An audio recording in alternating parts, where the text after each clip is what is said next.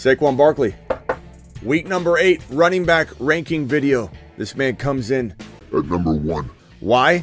Because if you're drafting today, he's the number 1, number 2, at least number 3 overall pick. He plays the Bengals. He's on the road, 125 yards and a good shot at least 1 to 2 touchdowns in this game. Maybe a 140 total yard game out of Saquon Barkley. He is my number 1 running back walking into week number 8. Running back number 2. At this point, it's hard to rank him outside the 1 or 2 go forward. The guy is an absolute phenom. He continues to do it. He continues to deliver week after week. And until he gets injured, which I'm not saying he will, knock on wood, he's going to keep doing what he's doing. It doesn't matter. This could mean he does this through this year and part of next year. Hard to imagine him doing this a full 2025, this kind of workload, this kind of production. But good God, we said that last year. Every year, this guy continues to defy everything we know about the human body, 30-year-old running backs. And it is what it is. You accept it. He's at Cleveland. This guy's going to probably rumble and stumble into 110 yards, 120 yards on the ground, at least 100 yards, 1 touchdown, maybe a good shot at 2. Very similar numbers out of these two guys. And even my number 3, Breece Hall, we're going to say has a very similar day. Maybe more receiving yards than rushing yards, or some sort of balance, an Alvin Kamara-esque, or, I mean, why use Alvin Kamara? A Breece Hall-esque type of performance where he has a touchdown, he has 120 to 140 total yards, he could have 5 or 6 receptions, and really the PPR scoring format could have him ranking number 1. I mean, I'm tempted to say the Wingland, Breece Hall. You know what? Sorry, boys. We're going to move you over. Breece Hall in PPR, and we rank PPR here. Have PPR or PPR. I'm going to say he's running back 1. When I break it down, this is real. This is real talk right now. This is Smitty telling you, I don't know how I feel. You know, I don't know how I actually feel until I'm doing it live. I don't script anything, really, at all. There's no script, no written show sheet, nothing like that for your boy. And this is real. I'm moving Hall to 1 as I break it down, and I say to myself, this guy's going to grab 4, 5, 6 receptions. Not that these boys can't, but he's more likely to have that 2, 3, 4 more reception total. And I think he has the same yardage and the same shot at a touchdown. So he gets a slight edge. They're all neck and neck. They're all neck and neck. Hall, Barkley, Henry. Who's going to be number 4? Next up, Jahmyr Gibbs. I love this guy. I could honestly take him number 1 overall if I had to. Don't tell anybody. Don't tell anybody, but if I had to, and in Dynasty, I'd take him number 1 or 2 or 3 overall without a hesitation. I would mix it up. I mean, of course, I love Breece Hall. Of course, I would be very, very tempted to draft other players and mix it up and not just go, you know, ham on one player across all my Dynasty leagues. I'm just merely trying to emphasize that Jahmyr Gibbs is not a backup. He's not a handcuff. He's not a sidecar to this David Montgomery hype that and I call it hype because it's like climbing. It's increased, even though last year these two guys coexisted just fine, with Gibbs producing, this is last year's stats, Gibbs producing when the bye week occurred, 2, 3, 3, 3. He had 4 top 3 finishes in the final 1, 2, 3, 4, 5, 6, 7, 8 games of fantasy football, weeks 10 through 17. Why people doubt him at all is just beyond me. You know, look at how Monty did when they were together.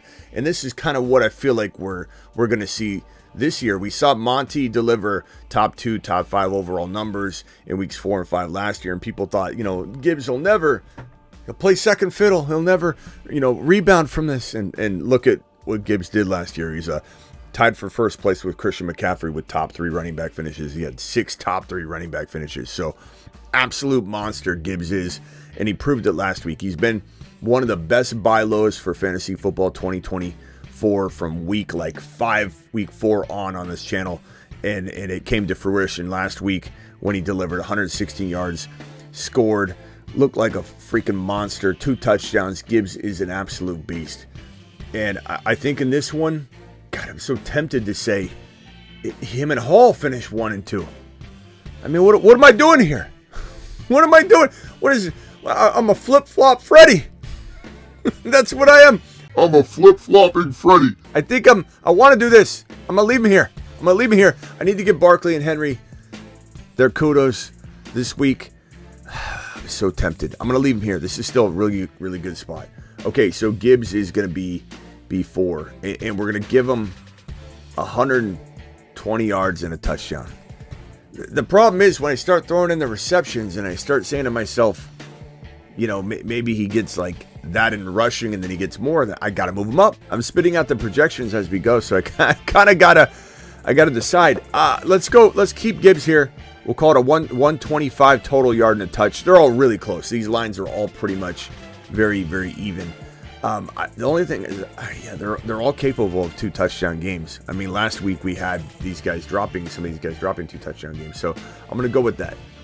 Final answer, Gibbs, number 4 against Tennessee.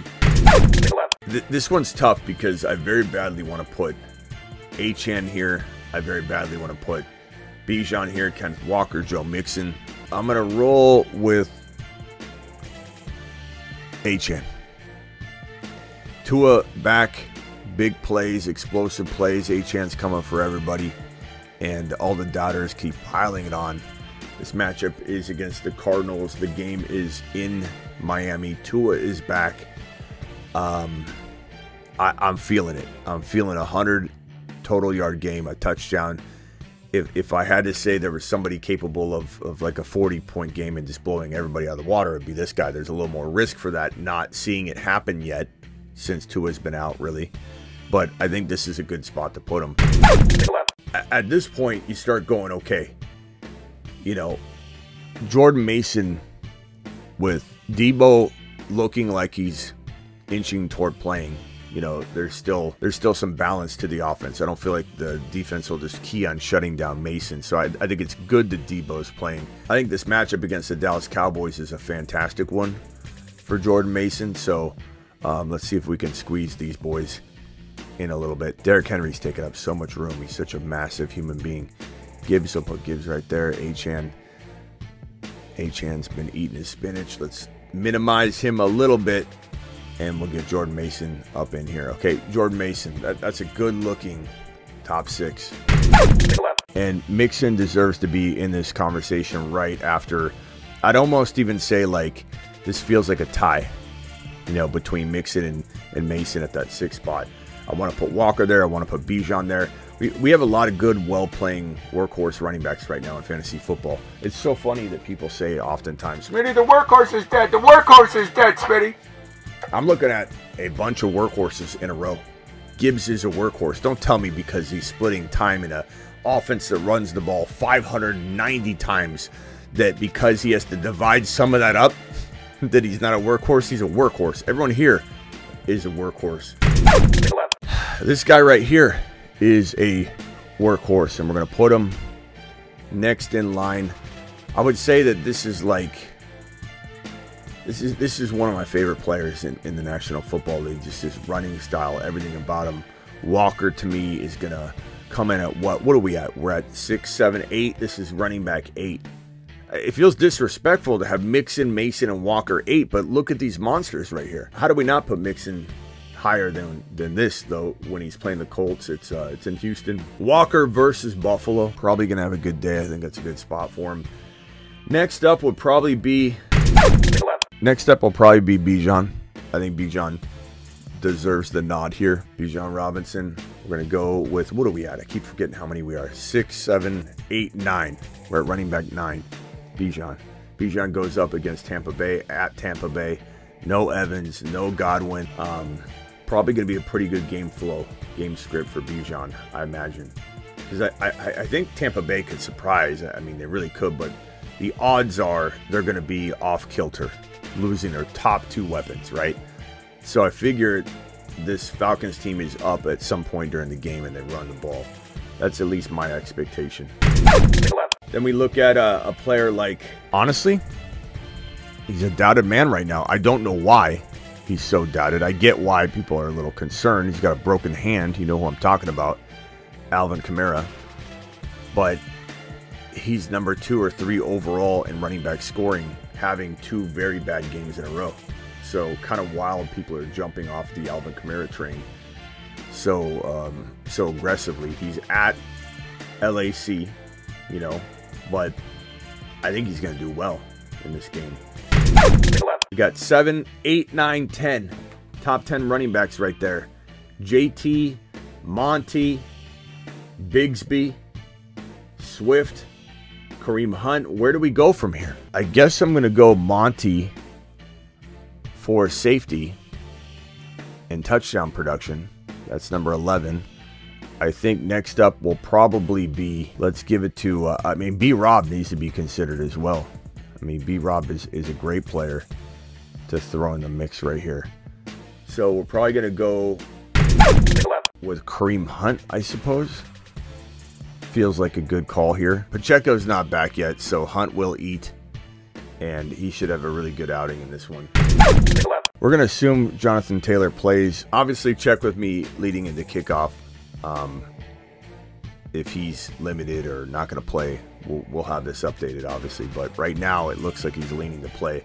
Tempted to move him up some, too, but his first game back, not sure if he's going to be limited. Just know that he's got upside to hang in the Mason, Mixon, Walker, Bijan territory. But right now, we'll be cautious and put him here. So we're at 7, 8, 9, 10, 11, 12, 13. We need 2 more. I'll go Javonte here. And then for one more, I got to pick one more. Aaron Jones played. Kyron played. I think we're down to Jacob Swift, Connor, James Cook, Ryan Robinson Jr. ETN's very questionable. I'm going to say Bigsby. Look, I realize I left off Connor, Swift, Jacobs, JK, James Cook. I'm gonna put James Cook next. I'm gonna put him on the list because I don't want to leave him off. But I realize I'm gonna make some people angry. They're gonna be like, "What about my boy?" But you know, you got to make tough decisions. I'm gonna stand on business. I feel this way about this crew this week. We'll see how it plays out. Again, this could fluctuate as we go through the remaining part of the weekend, especially with news on Taylor and Kamara's hand and Bigsby and ETN situation. It's all going to be potentially volatile. Mason, does Debo play? I actually like Debo playing for Mason, so there's balance and equality in the offense. It's my top 15, 16 running back ranking. Don't forget I'm live Monday through Friday, 8 p.m. Eastern every single Monday through Friday. Additionally, live whenever big news breaks. And also don't forget to get on over to the Patreon. Link in the description. It's a live chat environment. 10 live chat rooms. We're chatting throughout the entirety of all the games whenever a game's on. $10 a month. Cancel anytime. Don't forget to get on over to Underdog. Promo code Smitty. Link in the description as well. And they'll match your first deposit up to 50%. So if you deposit $10, they'll give you $5. 10's the minimum. If you deposit $100, they'll give you $50. If you deposit $2,000, they'll give you $1,000. All the way up to $1,000, they'll give you a 50% match. Appreciate you all. Make sure you hit that like and subscribe button on the way out the door. Appreciate you.